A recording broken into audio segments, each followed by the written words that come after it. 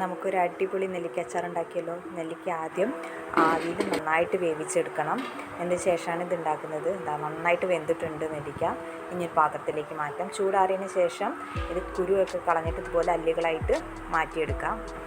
എണ്ണയിലാണ് ഉണ്ടാക്കുന്നത്. നമ്മൾ ഉലുവയും കടുകും കൂടി വറുത്ത് വെച്ചിട്ടുണ്ട്, അതാണിത്. പിന്നെ വെളുത്തുള്ളി വേണം, പച്ചമുളക്, വേപ്പിൻ്റെ ഇല, ചെറുതായിട്ടരിഞ്ഞ ഇഞ്ചി, പിന്നെ കായം, ആവശ്യത്തിന് ഉപ്പ്, കടുക്. ഓക്കെ, എണ്ണ ചൂടായിട്ടുണ്ട്, കടുക് ഇട്ടു.